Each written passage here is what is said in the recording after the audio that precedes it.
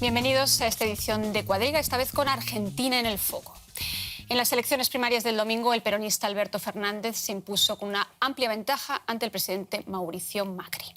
El binomio del Frente de Todos, formado por Alberto Fernández y la expresidenta Cristina Fernández, como candidata a vicepresidenta, obtuvo más del 47% de los votos y se impuso por más de 15 puntos al oficialismo. Todo apunta a que Fernández se convertirá en el nuevo presidente sin necesidad de ir a una segunda vuelta.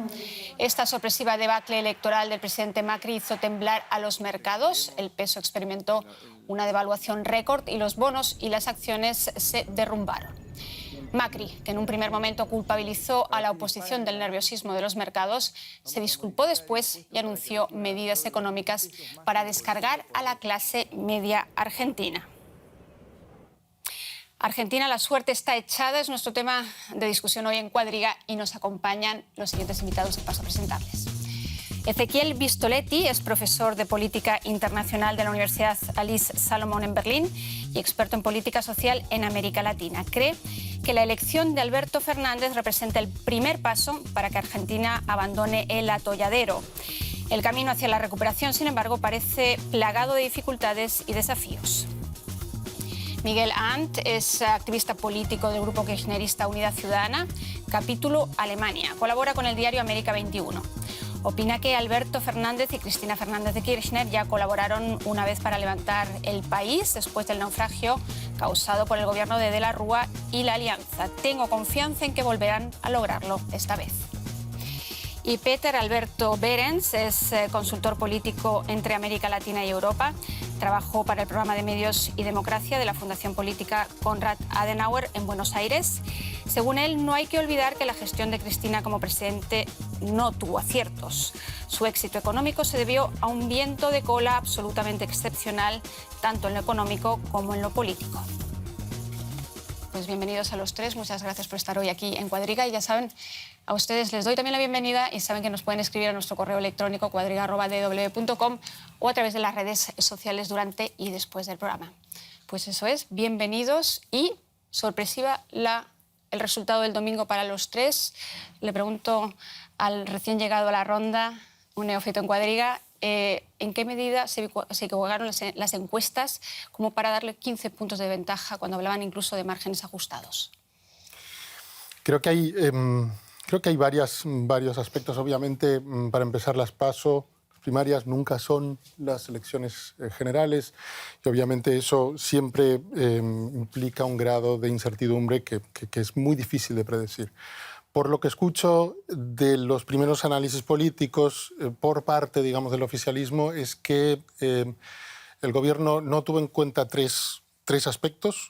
Uno, o habría que constatar por lo menos que hay tres temas que saltan a la cara. El primero sería que definitivamente la performance, digamos, electoral, sobre todo en lo que es la zona centro del país, Entre Ríos, Santa Fe, Mendoza, Córdoba, no fue la que se esperaba. Dos, la asistencia fue más o menos la misma que hace 4 años, cuando la experiencia demostró en los últimos años que cuanta más gente participa en elecciones, más se beneficia específicamente el macrismo. Eso también fue un aspecto a tomar en cuenta. Lo que definitivamente fue, se podría decir, un shock. Fue esa diferencia de 15 puntos. Primero, y también la derrota de María Eugenia Vidal en la provincia de Buenos Aires, que de alguna manera siempre fue, lo digo con todo respeto, la cara bonita del macrismo, en el sentido que en todas las encuestas siempre salía ella, también de imagen, mucho mejor parada que Macri, con una posición mucho más afable, mucho más dada a la ciudadanía, y eso sí que fue un shock. Pero quiso el oficialismo quizás ver algo que no existía, porque de alguna manera subestimaron claramente el malestar social que hay ahora mismo en Argentina. Y sí, muy obviamente. Creo que hubo una campaña electoral que estuvo a todas luces mal encaminada, con una estrategia de casi como que de demonización de Cristina. Sí. Hablando pronto y mal, definitivamente se puede decir que el hastío a Macri pudo más que el rechazo o miedo a Cristina, que aún existe en partes amplias de la población. Interesante eso, el votar en contra parece muy muy claro últimamente en Argentina. Ezequiel, tú en tu cita hablas claramente de atolladero. ¿Tan grande es el atolladero ahora mismo en Argentina que la situación lleva a muchos a votar cualquier cosa que no sea el macrismo, aunque sea un recién llegado a la arena política como puede haber sido Alberto Fernández? Quiero decir, por lo menos no ha estado en primera línea durante los últimos años. El atolladero responde a la paupérrima gestión del gobierno de Macri y principalmente a la gestión económica. La sociedad argentina en los últimos años estuvo caracterizada por, o está caracterizada aún por una polarización, pero la estrategia de la oposición, cuando Cristina Fernández determina que ella abandona la candidatura a la presidencia, de alguna manera desestructuró ese discurso y el macrismo evidentemente no pudo abandonar esa lógica y en gran medida la sorpresa, el resultado, no la sorpresa en cuanto a la victoria, pero sí la diferencia, responde a esa cuestión, sin dudas. ¿Qué tan sorprendido está el kirchnerista en esta ronda? Mi pregunta es, no hay que olvidar todos los casos de corrupción durante los dos periodos kirchneristas. ¿En qué medida es creíble este frente de todos que se ha montado en 3 meses? Ya lo comentaba Ezequiel. Cristina Fernández de Kirchner evidentemente hizo una maniobra magistral en tanto que pasó a una segunda fila, por así decirlo, le dio el protagonismo a otra persona. ¿Es creíble este frente de todos? Sí, definitivamente es creíble. No todos estamos, o sea, no estamos todos felices con todos los que participan, obviamente, pero la política, como la diplomacia, es el arte de lo posible y si uno quiere ganar, si uno quiere estar seguro de tener un éxito en las elecciones, tiene que formar un frente lo más amplio posible. Y realmente el resultado fue sorprendente, fue gratamente sorprendente también para nosotros, sobre todo en la provincia de Buenos Aires, donde al final Kicillof superó por 18 puntos. También sorprendente ese resultado. Sí, o sea, fue más alto incluso que lo que daban las primeras evaluaciones del sistema electrónico que están discutido. Y sí, o sea, realmente la satisfacción es grande. Vamos a ver si se puede mantener eso en las elecciones generales cuando vengan. Yo confío que sí, porque no veo por qué haya de empeorar, al contrario.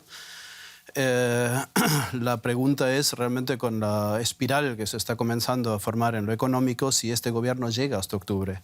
O sea, y no porque nadie quiera hacerse cargo antes, sino porque sencillamente una devaluación del 35% en un día es algo que es un shock económico que se va a multiplicar en todos los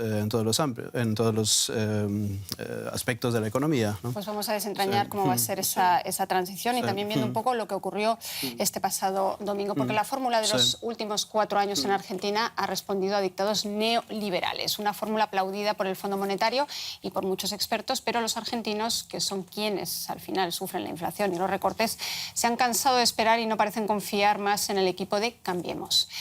Hace 4 años Macri pidió que lo evaluaran por su capacidad para bajar la inflación y la pobreza, pero ambas han aumentado y el electorado le ha pasado factura. Tras la victoria de la oposición, el aún presidente Mauricio Macri analizaba no solo una jornada electoral negativa para él, sino también el efecto que se vivió en los mercados. Las empresas bajan entre el 30 y el 50%, el riesgo país subió 350 puntos en una hora y el dólar subió lo que subió. Eso demuestra que hay un problema grave entre el kirchnerismo y el mundo, que el mundo no le confía, el mundo económico, el mundo político no le confía en lo que pretende hacer con la Argentina otra vez. Sin embargo, Macri no anunció ninguna medida económica concreta ni cambios en el gobierno para hacer frente a la situación, sino recién hasta el miércoles, cuando también se disculpa por haber responsabilizado a los votantes del kirchnerismo por las turbulencias económicas. No solo los expertos y la prensa lo auguran, el propio Macri, quien dijo querer voltear los resultados, parece verse más cerca de la salida de la Casa Rosada que de la reelección. ¿Podrá Macri voltear la situación? Parece que lo tiene difícil, pero ese plan de 10 puntos anunciado después de 3 días, después de la derrota electoral, ¿cómo valoras esas medidas anunciadas? ¿Realmente suponen un cambio de rumbo ¿O son medidas populistas como las que ha venido criticando en los últimos 4 años? No creo que sean medidas populistas, yo creo que son medidas... A ver, no le quedaba otra cosa, tenía que reaccionar de alguna manera porque era una forma también de dar un mensaje, de que ha comprendido el mensaje de la ciudadanía, en el sentido de que, sí, y vuelvo un poco a lo que fueron los resultados electorales que fueron tan contundentes, que no había diferencia tampoco entre María Eugenia Vidal y Macri, por ejemplo, sino que era un clamor, si se quiere, claramente dirigido a todo lo que representaba, digamos, el macrismo en general. Pero no ha tardado un poco en entender el mensaje, son 4 años en que viene criticando la labor del anterior gobierno y sin implementar medidas que realmente repercutan en una mejora social, en una calidad de vida algo mayor. Lo que pasa es que vino con una herencia bastante fuerte que no hace falta explicarla. Creo que la herencia, y nadie lo duda, fue bastante complicada, con los casos de corrupción que siguen estando allí. Y creo que incluso dentro de sectores del kirchnerismo en su momento no habían dudas de que se necesitaban reformas estructurales. La duda no era de que se necesitaran ese tipo de reformas, sino que la duda era cómo implementarlas. El gobierno en su momento, justamente por una cuestión de sensibilidad social, decidió un programa gradual, o sea, el gradualismo, se decantó por el gradualismo, que a todas luces no funcionó. Pero de que se necesitaban reformas estructurales, de eso no había ninguna duda. Ezequiel, ¿cómo lo ves tú? ¿Son estas las reformas estructurales que hacían falta? El análisis, lamentablemente. El macrismo al principio responsabilizaba al gobierno anterior de los problemas generados por su propia gestión, ahora responsabiliza al gobierno siguiente. Entonces, primero peleado con el pasado, ahora peleado con el futuro. Pero la crisis responde básicamente a las medidas de gobierno y de política económica tomadas por el gobierno de Macri. Cuando el gobierno anterior abandona el poder, la economía parecía una situación regular. Ni buena ni mala, regular, presentaba 3 grandes problemas. Una de ellas la elevada inflación de alrededor del 25%, otra el déficit fiscal de 1,9 puntos en términos primarios y alrededor de un 33%, no quiero machacar mucho con cifras, pero bueno, alrededor de 1/3 del mercado laboral en la informalidad. Bueno, ¿cómo aparece la situación hoy? La inflación aparece más que duplicada, con más del 55% hasta los días antes de la elección. Ahora con esta devaluación ya aparecieron remarcaciones del 20%, con lo cual la inflación más del doble.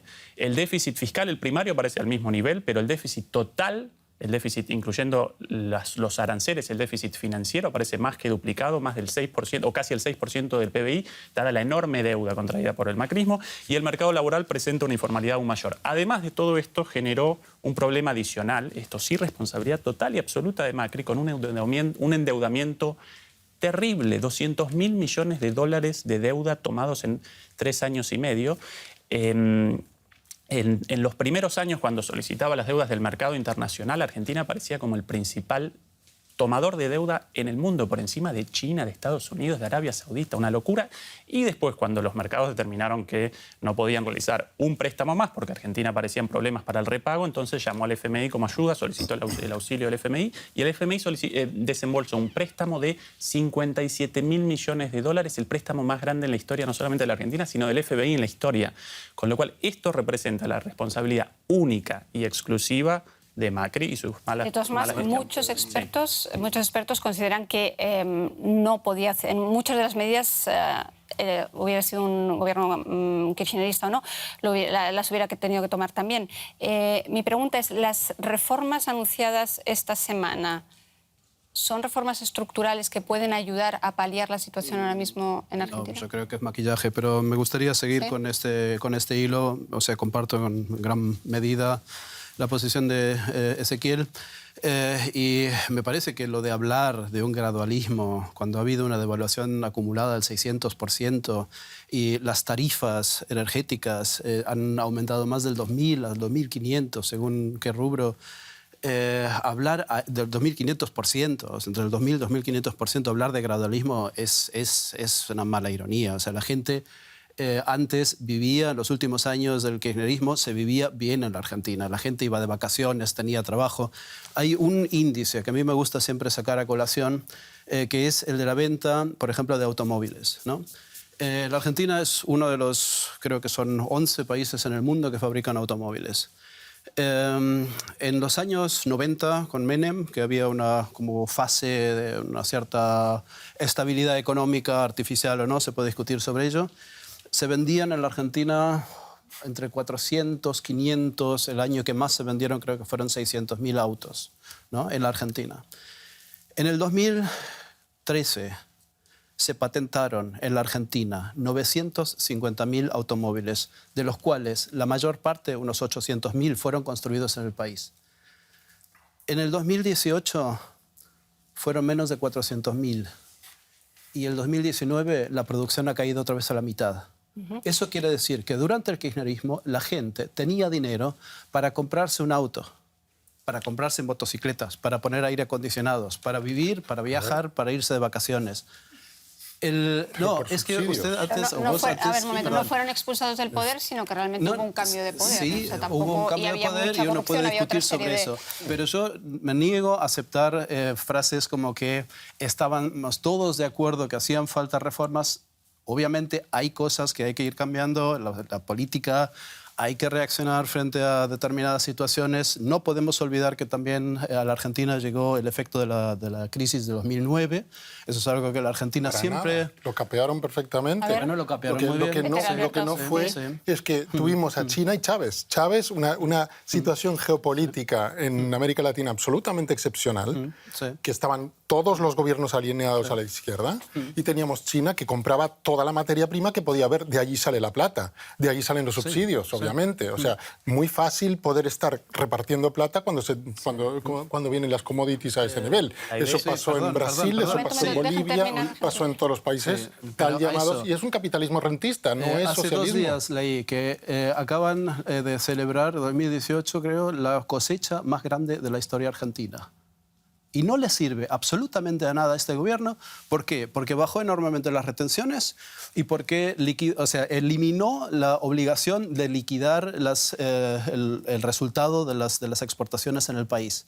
O sea, sí, uno puede tener viento de cola o no. Y puede tener el viento de cola y puede perder ese viento de cola por haber implementado unas políticas a favor de unas minorías que a la gran mayoría del país no le aportan absolutamente nada. Macri estuvo hace una semana, y termino con esto. Estuvo en la rural prometiéndoles al sector ganadero y agrícola eliminar las retenciones por completo.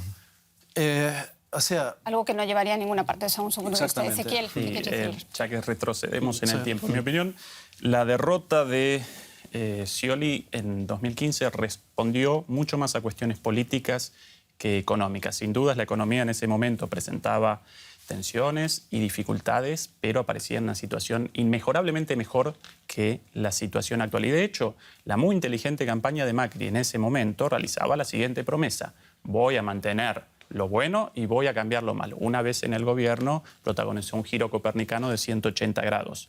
Y a partir de entonces, esta crisis terrible actual. No quiero solamente mirar hacia detrás, quiero que nos centremos también en lo que está ocurriendo ahora y sobre todo lo que va a pasar en los próximos meses de aquí a diciembre, a finales de octubre, y sobre todo también esa transición de poder que va a haber. El Financial Times hablaba de Macri estos días como un lame duck, es decir, tiene serias dificultades, hay casi un vacío de poder ahora mismo en Argentina. Mi pregunta va por ese maleficio peronista. ¿En qué medida logrará ahora mismo Macri agotar el mandato o no, llegar hasta diciembre, Miguel? No se sabe. O sea, depende realmente cómo... él acaba de pedir otro préstamo más al Tesoro norteamericano, 20.000 millones de dólares más, como si no hubiera tenido suficiente dinero ya. Pide uno más. Si se lo dan, quizás consigue capear el asunto hasta diciembre. Si no lo consigue, corre serio riesgo de que su mandato termine como el de la Rúa, o sea, con una debacle total, la economía cayéndose, incapaz de pagar los sueldos de los empleados públicos, cerrados los bancos, etc. No lo sé, o sea, ahí no soy futurólogo. Espero que aguante, espero que llegue hasta diciembre y entregue el mando como corresponde, pero depende de factores externos sobre los cuales él no tiene ninguna influencia. O sea, factores también internos, Ezequiel. Sí, yo no responsabilizaría al peronismo de las caídas de todos los gobiernos no peronistas. sí de algunas, no de otras. La de 2001, la caída del gobierno de la Rúa, no respondió a la actuación del peronismo, más allá de algunas pequeñas cosas discutibles, sino a una situación de crisis aún peor que la actual. Y a partir de esa crisis, en mi opinión, la sociedad argentina y la política argentina, incluido el peronismo, porque recuerda lo terrible de esa crisis, nadie quiere que Macri abandone el poder antes de lo que corresponde. Nadie, y así lo queremos todos, porque eso genera consecuencias devastantes para el país y principalmente para los sectores menos favorecidos. ¿Sí? Todo ello en un país que está tremendamente polarizado, y me gustaría ahora tomarle también el pulso a la economía, un país en recesión desde hace más de un año, extremadamente volátil, de ahí que nadie quiera que termine el mandato antes de tiempo. No lo olvidemos, la economía es muy frágil y todavía puede ir a peor en un contexto de crisis global. Así lo demuestra el cataclismo en los mercados que hemos visto durante estos últimos días. Tras las primarias, el pánico se ha apoderado de los mercados ante la posibilidad de que el peronismo vuelva al poder en Argentina. Se ha ido desplomando el peso argentino, también bajó la cotización de las empresas argentinas y el precio de los bonos argentinos subió. Los inversionistas temen que el presidente Macri esté a punto de perder el mando por querer reflotar la economía con más dolorosos recortes. Pero lejos del ruido de los mercados, los argentinos han castigado la gestión económica de su presidente. Actualmente la inflación argentina es del 55%, el desempleo alto. El capital extranjero no ha llegado al ritmo que Macri prometió hace 4 años y muchos ciudadanos lo señalan a él. Su gobierno aceptó un rescate de $65.000 millones del muy impopular Fondo Monetario Internacional. El peronista Alberto Fernández, por su parte, propuso este domingo renegociar la deuda con el FMI, una arriesgada promesa. En octubre los electores tendrán la palabra. ¿Mantendrán la fe en los dolorosos recortes o emprenderán un nuevo camino lleno de incertidumbre? Bueno, hemos visto esa evaluación que se hace de la economía, de la gestión de los últimos 4 años. Macri, ¿pecó de ingenuo quizás al pensar que lloverían las inversiones en Argentina por el hecho de que era un empresario con muchísima experiencia, etcétera, etcétera, con buenos vínculos con Estados Unidos, Brasil, etcétera? ¿O cuál fue el mayor error de la gestión de Macri? Yo creo que definitivamente no fue iluso, no fue. Creo que las planificaciones estaban basadas en un análisis que en su momento se hacía. Y yo abogaría por tratar de no comparar lo que fue el kirchnerismo en términos económicos con lo que es de ahora, porque simplemente no son comparables. Son dos épocas que desde todo punto de vista no son comparables. Lo que vivimos en el 2005 aproximadamente al 2013 fue una situación a nivel regional en toda América Latina absolutamente excepcional. Nunca se vivió y posiblemente nunca se vuelva a vivir, en el sentido de que el ingreso que vino en esos aproximadamente 12 años nunca, o sea, simplemente las dimensiones no son comparables. Por eso es que es muy difícil poder tener un rasero de comparación. Lo que sí es que definitivamente, y creo que posiblemente esa sea la razón por la que, digamos, el voto castigo, que creo que mucho de eso hubo ahora, fue tan fuerte, porque en términos, digamos, de percepción, lo que se veía era justamente aquí viene un presidente que sabe de economía, que sabe de empresas, que conoce el negocio también en términos de poder negociar, poder lidiar con organismos internacionales, y al final obviamente no llenó las expectativas. Tanto más difícil y tanto más fuerte fue el batacazo, obviamente, que se dio ahora. Entonces, yo no veo que haya sido un análisis errado, sino que simplemente los tiempos eran otros. Solamente los tiempos, quiero decir, precisamente está hablando de negociaciones, por ejemplo, la del Fondo Monetario Internacional. ¿Hasta qué punto no se precipitó Ezequiel a la hora de pedir 65.000 millones al Fondo Monetario? Sí, cometieron un error de diagnóstico profundo con la idea de que la sola llegada de Mauricio Macri al poder iba a desencadenar una lluvia de inversiones. Esa, de hecho, una de sus promesas de campaña, sí. Y la inversión extranjera directa retrocedió con respecto al kirchnerismo. Desembarcaron, sí, los capitales golondrinas especulativos, y esto en gran medida por la desregulación del mercado cambiario y del mercado de capitales, medidas propias tomadas por el propio gobierno de Macri. Entonces, sí cometieron errores de diagnóstico y sí nuevamente machacaron con un modelo de país neoliberal, el cual en la Argentina ha colisionado siempre con los graves problemas de la economía argentina históricos, tanto en el 76 con Martínez de Oz, la primera experiencia, después con Cavallo más adelante, después con la Alianza y finalmente con Macri. Entonces, ¿podía haber aguantado? Quiero decir, ¿fue un error o no le quedaba otra que pedir ese préstamo al Fondo Ok, Monetario? lo del préstamo un poquito más adelante de la Asunción, sí, pero él aparece en esa situación por haber generado una deuda completamente fuera de control. Y en ese caso, él determina que debe solicitar un préstamo. Para mí no debería solicitarlo porque los préstamos del FMI siempre están acompañados por condiciones de economía ortodoxa, los cuales generan un empeoramiento de los problemas anteriores en todos lados. Pero bueno, el Congreso lo avaló. El Congreso es más. Yo diría que incluso fue uno de sus aciertos más grandes, que fue el poder conseguir una mayoría, mucho más allá de la mayoría que tenía el Congreso, para poder avalar la negociación de los holdouts, etcétera, etcétera. O sea que los holdouts, pero no el préstamo del FMI. Okay, Eso iba a decir, de los que el FMI no tuvo acuerdo del Congreso, ¿eh? En absoluto. Eso todavía es un problema Y ante abierto. esta situación, que es la que hay ahora, evidentemente, la de tener que renegociar un préstamo que no van a poder pagar con esas condiciones que están pactadas, Alberto Fernández tiene ahora realmente una fórmula, más allá de decir que no va a implementar el cepo cambiario. ¿Qué salida tiene Alberto Fernández? ¿Qué propone? O sea, la propuesta hasta ahora solamente es que va a negociar, lo cual ya, por ejemplo, frente a la izquierda, la extrema izquierda de la Argentina, que propone cortar directamente con el FMI, etcétera, bueno, no es representativa, no tiene, pero es lo que ella querría.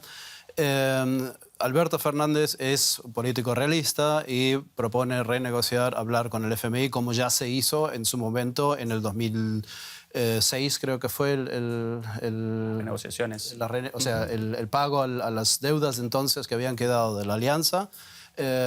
Ya el gobierno de Néstor Kirchner con Alberto Fernández como jefe de gabinete ya hizo este proceso una vez con éxito. O sea, ya se pagaron una vez las deudas que la Argentina en aquella época tenía con el FMI, que eran mucho menores, lamentablemente, que las que nos deja este gobierno ahora, ¿no?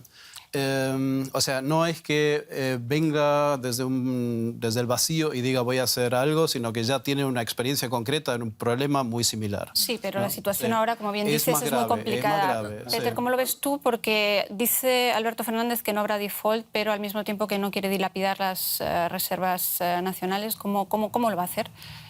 A ver, a mí la gran pregunta que me hago es, vos en un momento Todo dijiste, esto, evidentemente, si Alberto Fernández es elegido exactamente, a finales o sea, de octubre, que al final estamos exactamente, planteando el pueblo es el hipótesis, soberano al evidentemente. final de cuentas, y estas son las primarias. Supuestamente, pongamos de que Alberto Fernández se convierta en presidente, lo primero que me pregunto, antes de plantearme cualquier otro tipo de pregunta política, es ¿qué harán los dos Fernández? Porque, a ver, vos dijiste que Alberto Fernández hizo una buena dupla. Estuvo 7 meses en el gobierno con Cristina y luego fue echado de la peor manera. O sea que no podemos hablar de que... Estuvo en el gobierno de estuvo Néstor jefe de Kirchner, gabinete después tuvo un altercado, tuvo una disputa... Una diferencia, pero una diferencia sí. Es perfectamente... sí, pero de una forma yo muy estoy hablando desagradable del fue gobierno de Néstor Kirchner, en el que él participó en la renegociación de la deuda. De eso estábamos hablando. Estamos hablando de dos cosas muy distintas. El gobierno de Cristina Fernández es otro que el de Néstor Kirchner. Hay una continuidad. A ver, déjenme terminar un momento. Yo lo que no veo es cómo estas dos personas van a poder trabajar juntos. Yo a Cristina Fernández, con todo respeto, no la veo que ella se vaya a poner de segundona, con todo respeto. Un Alberto Fernández, yo no estoy viendo la alternativa, yo no estoy viendo la propuesta concreta política clara, genuina, de decir, bueno, este señor Macri quiere esto, yo quiero esto. Lo que se está viendo, y obviamente los mercados reaccionaron de esta forma, es la visión de Cristina, no es la visión de Alberto Fernández. Por eso es que tenemos lo que tenemos, por eso está la situación como está en los mercados. Ezequiel. Sí. Yo participo de la idea de que no va a ser fácil ese binomio. Alberto Fernández abandonó el gobierno de los... Bueno, acompañó a Néstor Kirchner y después abandonó el gobierno de Cristina por una diferencia. Pero precisamente por eso, la designación de Alberto Fernández como candidato connota una autocrítica por parte de Cristina Kirchner. ¿Sí? O de una estrategia muy calculada también. Sí, algunos realizan una comparación, en mi opinión, forzada con el 73, con la elección de Cámpora en lugar de Perón, pero eso en un contexto histórico completamente distinto, porque Perón aparecía prescripto, la fórmula la llamaban, de hecho, abiertamente Cámpora al gobierno, Perón al poder, él recordará esto seguramente, pero... En este momento no aparece la idea de eso y además nunca cuando... Por ejemplo, cuando Duhalde determinó la elección que iba a candidatear a Néstor Kirchner, él también quería un Delfín y sin embargo después Néstor Kirchner comenzó su camino por su propia cuenta. Nunca esos juegos alcanzaron el final esperado y por otra parte el sistema político argentino extremadamente presidencialista no convalida institucionalmente esto. Si Alberto... Además, también la historia personal y política de Alberto Fernández, siempre un tipo con opiniones bastante fuertes y por eso pudo abandonar y rechazó y machacó muy duro contra Cristina Kirchner durante muchos años. Entonces, en mi opinión, por ahí no va a aparecer un problema de disputa de dos poderes. La presidencia y el poder va a aparecer en manos de Alberto Fernández. Muchos sí que se plantean si será o no marioneta, pero me parece ya muy interesante. Vamos a entrar directamente en la persona de Alberto Fernández porque me gustaría compartir un vídeo. Me gustaría decir algo enseguida, compartir un vídeo con los espectadores porque lo que está claro es que el panorama que le espera al próximo presidente no es precisamente fácil. Renegociar, como veníamos diciendo, las condiciones con el FMI para evitar el default, volver a crear empleo, atraer inversiones, contener la deuda. Y en el plano político, mantener unido el peronismo, que ya hemos visto, está el kirchnerismo, está el peronismo, la fórmula que parece que está por auparle al poder. Los retos de los dos Fernández, Alberto y Cristina, son muchos. Vean. El peronista de centro izquierda, Alberto Fernández, había sido jefe de gabinete de Cristina Fernández de Kirchner y de su difunto esposo y predecesor Néstor Kirchner. Pero tras su renuncia en 2009, se había convertido en un crítico del kirchnerismo. Aparentemente esto fue suficiente para convencer a muchos votantes de que no repetiría los errores del pasado. Eso es, al menos, lo que promete Fernández tras su victoria. No venimos acá a restaurar un régimen. Venimos acá para crear una nueva Argentina, que tome en cuenta las mejores experiencias, que termine con este tiempo de mentiras y que le dé a los argentinos un horizonte mejor para el futuro. Sin embargo, Fernández sigue siendo impugnado por su pasado.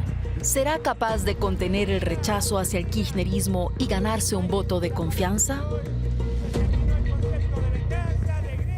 Miguel, esa pregunta va para ti, porque estábamos discutiendo precisamente si eso no es una marioneta de Kirchner. Ha dicho claramente, ahí lo vimos, no venimos a restaurar, a reinstaurar ese régimen, pero muchos creen que los hilos los lleva detrás Cristina. A mí hay una cosa que me irrita, que es que la prensa opuesta al kirchnerismo en su momento en la Argentina ha impuesto hasta niveles internacionales una determinada visión de varias de las personas, particularmente de Cristina Kirchner, ¿no?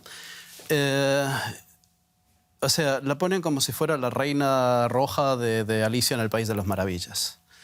El poder de Cristina Kirchner sí, tiene un 33% es una fantasía que no tiene absolutamente nada que ver con la realidad. O sea, es un tema que una y otra vez hablan como que ella... O sea, hay un tuit que sacó la profesora de Derecho Graciana Peñafort, que cuando fue conocida esta movida de Cristina de proponer a Alberto Fernández como presidente, dijo, interesante, ahora si lo quieren voltear a Alberto van a tener que enfrentarse con Cristina. Es un chiste, pero es un muy buen chiste, porque la gente le tiene mucho más miedo a Cristina, por lo visto, que a Alberto, cosa que es absolutamente infundada. Alberto es un político de mucho carácter, de mucha capacidad. O sea, yo realmente no creo que él se deje tratar como títere por nadie. A fin de cuentas, él se fue cuando no estuvo de acuerdo. O sea, es alguien realmente que ha mostrado carácter. Ella ha mostrado carácter echando un paso atrás o al costado, porque no es exactamente atrás, es al costado, y le ha dejado también durante toda esta campaña la primicia a él. Y hay una cosa que no hay que olvidar. El sistema, desde acá de Alemania, muchos creen, o desde el exterior, se cree que es un poquito como en Estados Unidos, ¿no? Que el vicepresidente es una especie de figurón que solo está para sustituir al presidente cuando no está en funciones. Nada que ver. En la Argentina, el vicepresidente tiene una función propia, que es ser presidente del Senado, que tiene mucho peso y mucha importancia. Y Cristina fue ya presidenta del Senado, o por lo menos de la bancada, no estoy seguro si fue presidenta del Senado o de la bancada, de la bancada peronista durante el gobierno de Néstor Kirchner, ¿no? Eso es una posición de mucha influencia y de mucho poder, y ella no necesita para nada tratar de dominar o hacer, y creo que ni siquiera tiene la intención, ¿no? Ezequiel, sí. Sí, la idea de machacar con Cristina como un demonio responde a la falta de éxitos concretos. Yo a esa estrategia la llamo el fantasma de la venezolanización, y de hecho no solamente está presente en Argentina, sino que está presente en toda América Latina y en España. De hecho, este tema lo presento en mi programa de YouTube. Básicamente, este mito del fantasma de la venezolanización establece que si un gobierno progresista alcanza nuevamente el gobierno, entonces ese país metamorfosea en Venezuela con sus crisis económicas, políticas y sociales, pero en realidad los países y los regímenes políticos presentan diferencias muy grandes. También un gobierno progresista, el de Evo Morales, con excelentes resultados, y las características de la sociedad, del sistema político, de la sociedad y de la economía venezolana presentan atributos completamente distintos a los de la Argentina, y Cristina representa algo muy distinto a Maduro también. Pero si hay algo que tienen en común precisamente Venezuela y Argentina en estos últimos años, es precisamente, lo digo porque comentabas que se demoniza mucho la figura de Cristina, despierta pasiones, despierta odios, y lo que sí que se ha profundizado enormemente, y se ha acuñado incluso un término al respecto en los últimos años en Argentina, es la grieta, es decir, esa polarización tan brutal que existe en Venezuela y que existe también en Argentina. Sí, definitivamente. O sea, lo que ahora también estamos viviendo un poco es que muy rápidamente estamos tomando posiciones. Y sinceramente, en mi caso, yo no quisiera tomar ni posiciones ni por una ni por otro lado, sino que ojalá por el bien de Argentina, independientemente qué color político es el que tenga el gobierno. Yo lo que veo, y lo voy a exagerar un poco, pero yo lo que sí que veo es que tanta es la denominación de Cristina como de lo del neoliberalismo, que hasta hoy nadie me ha podido explicar qué es, porque no existe como definición, pero bueno, independientemente de eso, yo diría que hay, por un lado, una autocomplacencia moral muy fuerte, de decir, nosotros somos los buenos de la película, los malos, los explotadores están por el otro lado, y por el otro lado hay una soberbia muy grande de decir, nosotros sabemos lo que hacemos, y por favor, ciudadanos, cállense, que nosotros ya vamos por nuestro camino. Lo dices por el gobierno Macri. Sí, definitivamente. O sea, si es que hubo un desacierto, fue exactamente ese, desde mi punto de vista. Que hubo una soberbia de no atender, de no entender. Por ejemplo, el caso concreto de la estrategia del primer metro cuadrado, que se llama, que era la intención del gobierno Macri de cuanto más, o sea, de hacer palpable, digamos, la mejora del país en términos de mejorar los servicios públicos, el Internet, que uno saliera a la calle y tuviera la sensación de que están mejorando las cosas. De hecho, yo lo viví, yo puedo decir que sí que lo viví. El problema es de qué me sirve si yo no llego a fin de mes. Es como estar en Disneylandia y no poder subirme a las atracciones. Exagerándolo un poco. Pero el tema es definitivamente, mientras haya esta polarización. No creo que vayamos a ningún lado, porque estamos hablando de estos son los malos y nosotros los que vamos a salvar. Bueno, Fernández ha dicho que viene a acabar con la grieta. A ver la polarización representa un hecho objetivo y responde a la lucha entre dos proyectos de país muy contrapuestos. Esto en sí... ¿Los proyectos, perdona, sigue siendo alineándose entre peronismo y no peronismo? Estamos en lo mismo, izquierda y derecha. Definibles, es una discusión bastante más difícil la caracterización de estos dos proyectos, uno más neoliberal. Uno llaman al otro neoliberal, no quiero cometer el error o la falta mencionada por él, y los otros llaman al otro populista. ¿Sí? Ahora, esto responde a dos proyectos de país objetivamente distintos. Y en sí, la confrontación no representa un hecho malo para la democracia. Sí, los niveles de virulencia alcanzados durante la última parte del kirchnerismo, y en esta virulencia participaron tanto el gobierno como la oposición. Y esto lo presenciamos no solamente en Argentina, sino en el resto de América Latina. Y los medios de comunicación. Los medios de comunicación como un actor político fundamental, sin dudas. Pero sobre eso me gustaría decir, la grieta existe desde que existe la Argentina. O sea, los dos proyectos de país vienen desde el comienzo del siglo XIX. Pero hasta el punto de que en las familias, ahora como me comentan todos los colegas argentinos, no se habla de política cuando se sabe que el otro es del otro bando. Todo el que en la Argentina ha estado en una familia de peronistas y era el único antiperonista, da igual en qué época, desde el 55 hasta hoy, sabe lo que es eso y viceversa. O sea, estos años se ha acentuado y yo en ese sentido le echo más la culpa que al gobierno, a los medios, al grupo Clarín, al grupo La Nación, que asusaron mucho el tema también. La grieta existe, es una realidad argentina y no va a ser fácil superarla y no es una creación del gobierno macrista. De cualquier modo, la elección de Alberto Fernández como candidato connota una autocrítica de eso y un intento de... no de abandonar las discrepancias, porque caracterizan a la democracia, pero sí de canalizarlas de una manera menos virulenta, sin lugar a dudas. ¿Va a ser capaz de aunar el peronismo? Quiero decir que sabemos que un 33% del voto va directamente al kirchnerismo, pero están todas esas otras posiciones moderadas. Quiero decir, ya mirando, se nos acaba el tiempo, por eso son tantos los temas, mirando la transición que esperan los próximos meses... ¿Qué nos espera? ¿Qué nos espera? ¿Un revanchismo por parte de los recién llegados y venganza? ¿Qué es ojalá no, ojalá no. O sea, lo que se está viendo...